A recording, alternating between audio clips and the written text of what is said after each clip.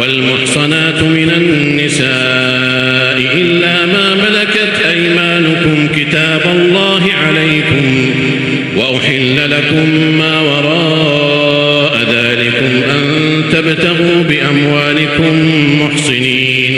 محصنين غير مسافحين فما استمتعتم به منهن فآتوهن أجورهن فريضة ولا جناح عليكم فيما تراضيتم به من بعد الفريضة إن الله كان عليما حكيما.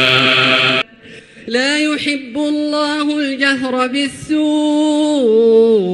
من القول إلا من ظلم لا يحب الله الجهر بالسوء من القول إلا من ظلم وكان الله سميعا عليما.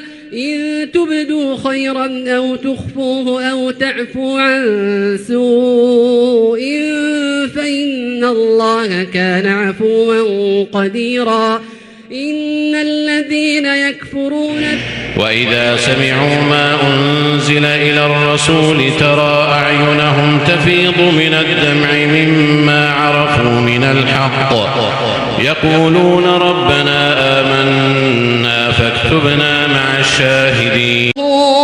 ولو أننا نزلنا إليهم الملائكة وكلمهم الموتى وحشرنا عليهم كل شيء قبلا ما كانوا ليؤمنوا إلا أن يشاء الله ولكن أكثرهم يجهلون.